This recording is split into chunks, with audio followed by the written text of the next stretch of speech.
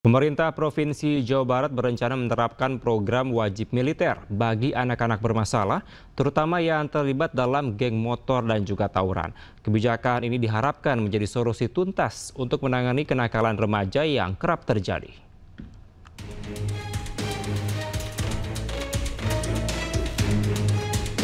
Maraknya kasus tawuran serta pelajar yang terlibat geng motor membuat pemerintah Provinsi Jawa Barat mengeluarkan aturan khusus untuk memiliterisasikan anak yang bermasalah. Program ini bertujuan membentuk karakter disiplin dan tanggung jawab. Peserta akan mengikuti pendidikan khusus di bawah pengawasan TNI Polri selama 1 tahun. Sementara status sekolahnya tetap terdaftar di SMP SMA asal dengan kelas khusus. Beberapa daerah seperti Bandung sudah menyiapkan barak untuk program ini. Di samping itu, Pangdam 3 Siliwangi dikabarkan telah mempersiapkan infrastruktur pendukung. Menurut Gubernur Jawa Barat, rencananya program akan dimulai pada Mei 2025 dengan peserta termasuk anak-anak yang tertangkap tawuran atau terlibat tindak kriminal. Upaya ini dilakukan karena persoalan kenakalan remaja kerap tak selesai-selesai dari dulu. Kan kita ini dari dulu ngomongin geng motor nggak selesai-selesai. Anak-anak yang mengalami problem di rumah sehingga berdampak tidak sekolah tidak selesai. Hari ini kita akan merumuskan dengan para bupati wali kota, nanti anak-anak yang orang tuanya sudah tidak sanggup lagi untuk mendidik, nanti akan kita wajib militerkan. Ya? Udah, nanti kabupaten kota ada beberapa kabupaten yang sudah siap. Nanti mana sih anaknya? Nanti ada anak yang tawuran di jalan, kita akan bawa. Nanti saya panggil orang tuanya mau gimana, sanggup masih mendidik atau kita sekolahkan di sekolah militer. Nanti di komplek tentara atau di komplek polisi, kita sekolahkan di situ selama 1 tahun, minimalnya 6 bulan, sampai dia berubah. Ini bagaimana cara kita harus mulai cepat lagi, nggak bisa lagi terus-terusan wacana dari dulu, geng motor nggak selesai-selesai, harus tuntas. Pemerintah menegaskan program ini akan dipantau ketat untuk memastikan tujuan pendidikan tercapai serta mengurangi tingkat kenakalan remaja. Dari Bandung, Jawa Barat, Elvan David, iNews melaporkan. Kita ke informasi lainnya pemirsa, polisi merilis tes DNA dan uji lab barang bukti terkait kasus pelecehan dan kekerasan seksual yang dilakukan oleh dokter terhadap keluarga pasien RSHS Bandung, Jawa Barat. Dari hasil tes DNA dan juga lab, tersangka Priguna Anugrah terbukti sebagai pelaku tunggal.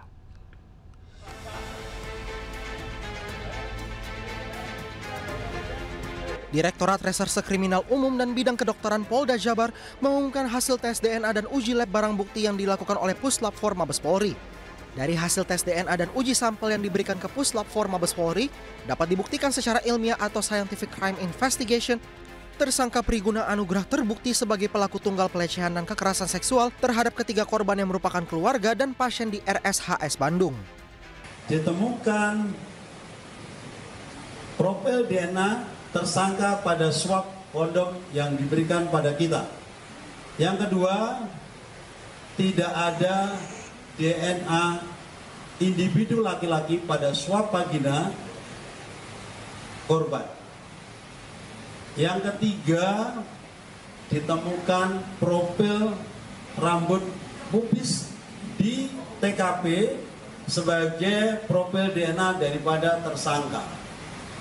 Demikian yang perlu saya sampaikan sekali lagi, hasil ini dilakukan oleh Lab DNA Pusdokes Polri yang sejujur-jujurnya guna proses penyidikan lebih lanjut.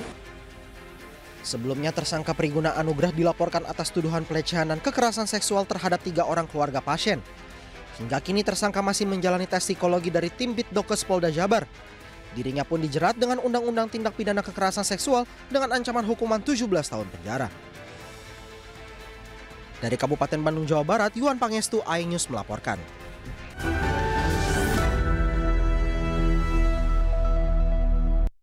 Terima kasih Anda masih di iNews Prime bersama saya Kevin Pakan. Pemirsa, Gubernur Jawa Barat Deddy Mulyadi mengeluarkan larangan wisuda untuk jenjang TK hingga SMA di Jawa Barat. Menurut Deddy, wisuda lebih tepat diadakan di jenjang pendidikan tinggi.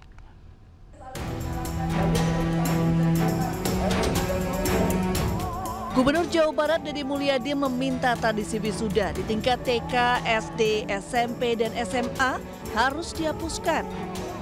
Kebijakan ini bertujuan mengurangi beban finansial orang tua, terutama yang kerap terbebani oleh biaya acara seremonial.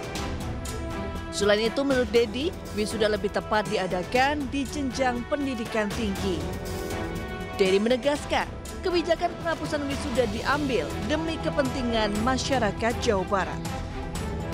Udah kalau jelas kan TK, SD, SMP, SMA tidak boleh ada wisuda. Udah kenaikan kelas, kelulusan. Ada perpisahan selenggarakan secara sederhana di sekolah. Anak-anak bisa main teater, bisa main musik. Kan ada pendidikan seni di sekolahnya. Kan bisa ditonton oleh mereka. Tidak usah lagi panggil band yang 200 juta ke sekolah. Nanti korbannya orang tuanya pinjam Bang Emok. Itu kan yang terjadi. Kebijakan ini diharapkan dapat segera diimplementasikan di seluruh sekolah. Dari Bandung, Jawa Barat, Ervan David, iNews melaporkan. Pemirsa, pasca konten debat Gubernur Jawa Barat Dedi Mulyadi dengan seorang remaja soal penghapusan wisuda di sekolah, ramai warganet menyebut konten tersebut adalah settingan karena remaja tersebut dinilai terlalu berani. Ya, Bapak kan bisa lihat dulu latar belakang saya. Misalnya saya miskin atau enggak, terus mampu bayar atau enggak. Kamu miskin nggak? Iya, miskin. saya mengakui. Kenapa miskin? Pengen hidup bergaya, sekolah harus ada perpisahan. Orang miskin tuh prihatin membangun masa depan. Seluruh pengeluaran ditekan, digunakan untuk yang positif. Seorang remaja perempuan dari Kabupaten Bekasi melayangkan kritikan terhadap Gubernur Jawa Barat Dedi Mulyadi terkait dengan penghapusan kegiatan wisuda dan penggusuran rumah di bantaran kali yang digencarkan Dedi Mulyadi. Usai videonya viral, kolom komentar dibanjiri beragam kritik warganet.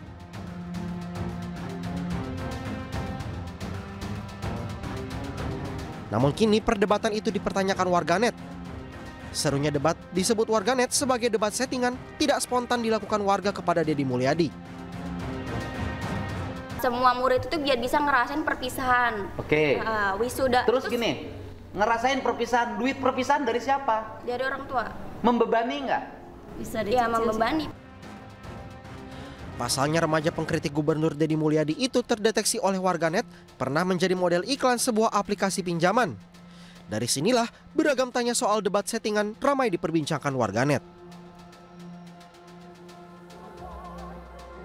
Beredarnya pertanyaan itu, Dedi Mulyadi buka suara. Menurut Dedi, dirinya tidak pernah berprasangka buruk dan menganggap remaja itu pintar dan berani berpendapat. Terkait konten kemarin ada yang menyebut bahwa konten kreator tersebut disetting, Pak. Saya emang nggak berprasangka baik, nggak berprasangka buruk. Saya berprasangka baik, anak itu pinter. Dan anak itu berani sehingga mau menyampaikan di depan gubernur. Tetapi tugas gubernur adalah mengarahkan agar argumentasinya memiliki dasar hukum yang kuat.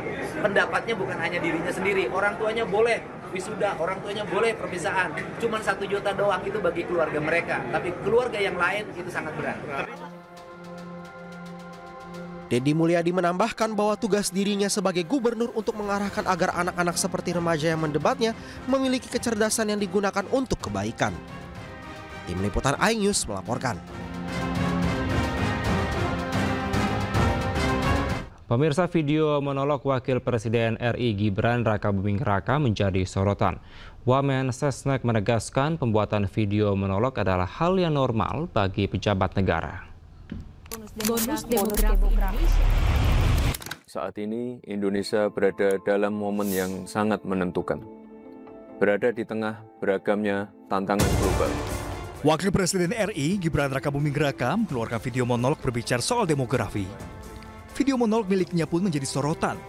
Wamen Sesnek Juri Ardiantoro pun menjawab pertanyaan soal tujuan dikeluarkannya video monolog ini.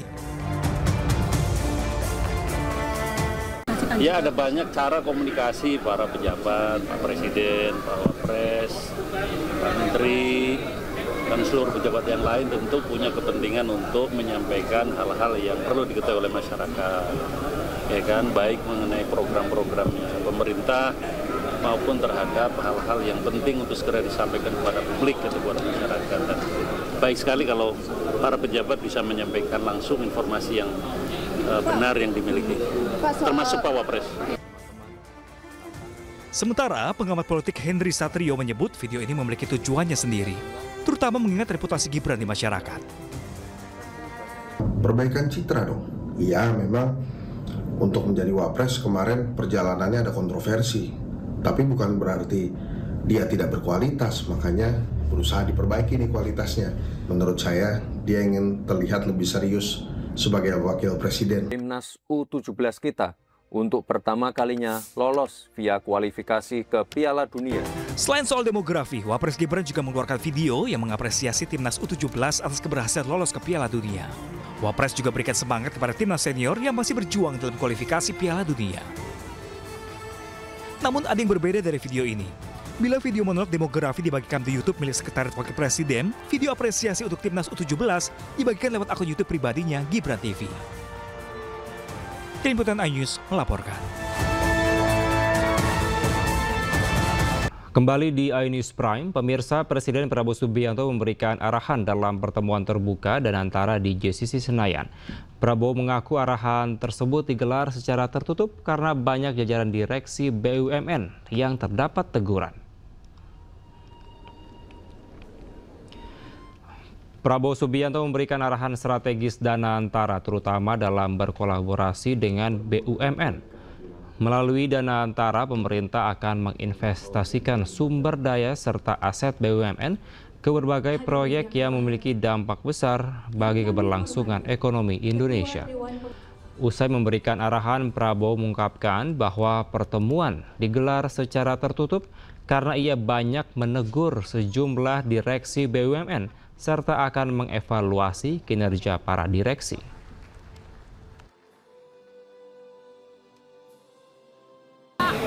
Ya, jadi tadi saya menyampaikan bahwa Danantara ini adalah kekayaan bangsa Indonesia. Harus dikelola dengan sebaik-baiknya, dijaga, dirawat dengan sistem yang transparan dan sangat ketat. Karena ini adalah kekayaan yang luar biasa dan bisa mendorong kebangkitan kita. Kita kelola dengan baik, kita hitung aset-aset kita, ternyata kita kaya. Mungkin sebentar lagi kekayaan Danantara akan tembus 1 triliun US dollar. Dan kalau dikelola dengan baik, ini bisa menghasilkan dana yang besar untuk bangsa kita. Itu pendekatan saya seperti itu. Saya minta atas nama bangsa dan rakyat, saya minta semua direksi berbuat yang terbaik, tinggalkan praktek-praktek zaman dulu mungkin yang kurang efisien, atau ada praktek-praktek yang nggak benar, harus ditinggalkan. Dan saya serahkan kepada manajemen untuk mengevaluasi semua direksi, dievaluasi kinerjanya dan wataknya, akhlaknya, dan prestasinya. Kalau dia tidak berprestasi, kalau dia malas-malesan, kalau dia lakukan praktek-praktek yang nggak benar, menyalahgunakan wewenang, menyalahgunakan fasilitas, saya minta diganti. Yang baik dari bawah, dari dalam, kalau bisa dipromosikan, kalau tidak cari ahli yang baik. Tapi tidak boleh yang tidak profesional. Ya, saya bilang jangan memilih atas dasar suku, agama, ras, latar belakang, atau atas dasar partai politik. Tidak, ini harus anak-anak Indonesia yang bekerja sebesar-besarnya. Pemirsa, hari ini Presiden Prabowo Subianto juga bertemu dengan Federasi Industri Korea Selatan. Pertemuan membahas perluasan kerjasama antara kedua negara.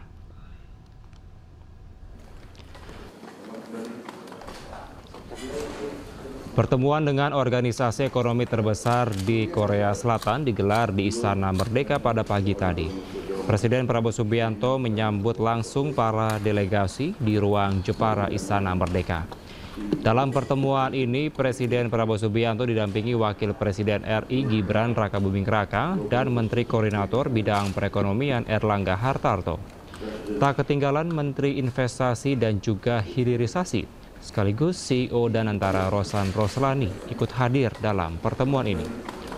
Pertemuan digelar untuk memperkuat hubungan ekonomi dan juga memperluas peluang kerjasama investasi antara Indonesia dan juga Korea Selatan di berbagai bidang.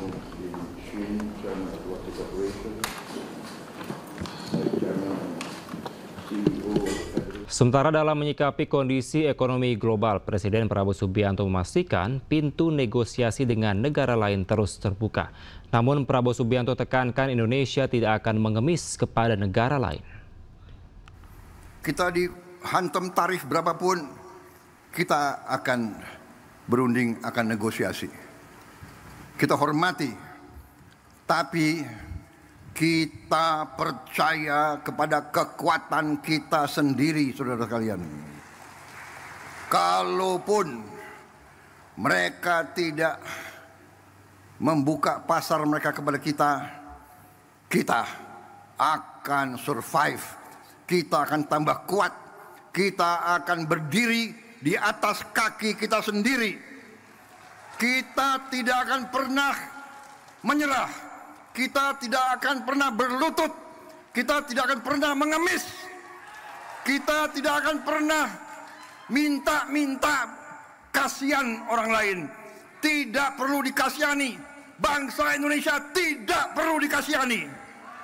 Direktorat Jenderal Penyelenggaraan Haji dan Umroh hari ini memberangkatkan ratusan petugas haji yang akan bertugas di Tanah Suci selama 70 hari. Pelepasan petugas diawali dengan apel di Asrama Haji Pondok Gede, Jakarta Timur. Dan pemirsa, informasi ini menutup iNews Prime hari ini. Temukan informasi-informasi terbaru lainnya di www.inews.id. Cuplikan tayangan berita iNews dapat Anda saksikan di kanal YouTube @official_inews.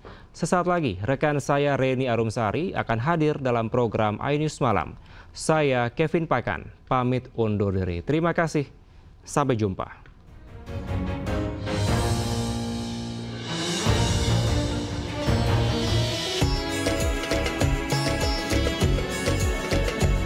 Direktorat Jenderal Penyelenggara Haji dan Umroh memberangkatkan sebanyak 389 petugas haji untuk bertugas melayani jemaah calon haji di kota Madinah, Arab Saudi. Sebelum diberangkatkan, apel pelepasan petugas digelar di Asrama Haji Pondok Gede, Jakarta Timur. Rangkaian apel pelepasan meliputi arahan dari Direktorat Jenderal Penyelenggara Haji dan Umroh hingga prosesi mencium bendera merah putih yang dilakukan satu persatu oleh petugas haji. Ratusan petugas haji terpilih ini berasal dari berbagai instansi, mulai dari kepolisian, TNI, Kementerian Agama, hingga instansi lainnya. Para petugas haji akan ditempatkan di bandara dan kota Madinah selama kurang lebih 70 hari. Saat ini kita berangkatkan 342, ya, dan itu mereka akan bertugas di bandara Madinah, ya, untuk menyambut jamaah haji Indonesia dan juga tentu di Dakar Madinah, di hotel-hotel di sekitar Markaziyah di Madinah gitu. Jadi ini keberangkatan kelompok pertama.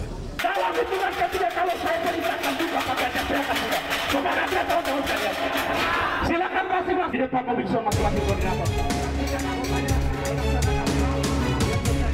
Masa yang tergabung dalam Garda Muda Anawa Sultra berupaya mendobrak pintu gerbang kantor Kejaksaan Tinggi Sulawesi Tenggara Senin siang. Sejumlah peserta aksi bahkan mencoba merangsek masuk dengan memanjat pintu gerbang kejaksaan. Aksi memanas karena massa emosi. Tidak ada satupun perwakilan kejaksaan yang menemui peserta aksi. Bahkan pintu gerbang ditutup rapat.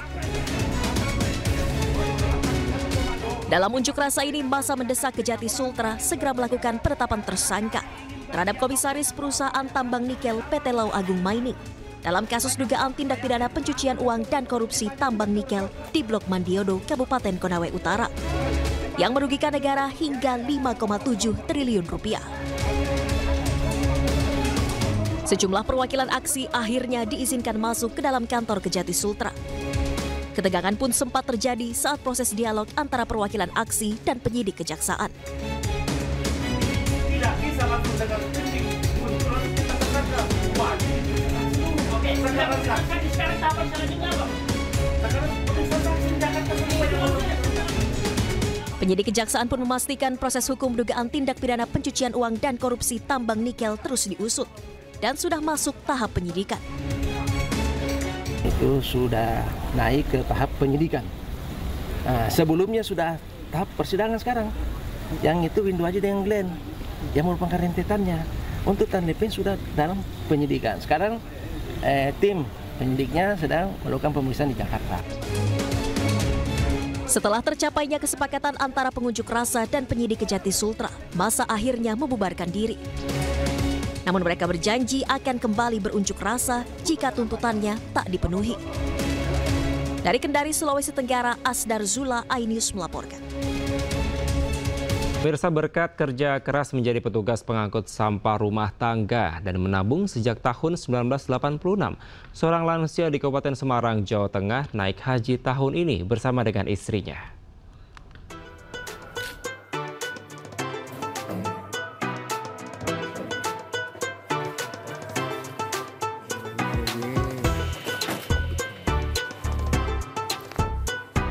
Berkat kerja keras menjadi petugas pengangkut sampah rumah tangga, pasangan lansia di Desa Glaga Hombo, Kelurahan Ngampin, Kecamatan Ambarawa, Kabupaten Semarang, Jawa Tengah, Legiman dan Baniah istrinya bisa berangkat haji tahun ini. Meski Legiman hanya berprofesi sebagai petugas pengangkut sampah, namun berkat keuletannya menabung sejak tahun 1986 silam, membuat mimpi besar Legiman dan istri tercapai. Setelah melalui proses panjang, keduanya yang telah mendaftar haji sejak tahun 2012 tersebut akhirnya bisa menjadi calon jemaah haji tahun ini. Di tahun 1986. Nabung ya? Kita nabungnya per hari Rp1.000. Yang kita sisakan yang buat apa-apa, buat persediaan itu. Rencana mau ibadah haji. Terus daftar tahun berapa, Bapak? Tahun 2012. Bersama ratusan calon jemaah haji lainnya, Legiman dan istri siap menjalani ibadah haji ke Tanah Suci Mekah pada musim haji tahun ini. Meski begitu, Legiman masih terus menekuni profesinya sebagai pengangkut sampah dari 50 rumah yang ada di lingkungan Patoman Ambarawa. Dari Semarang, Jawa Tengah, Lurisa Lulu, iNews melaporkan.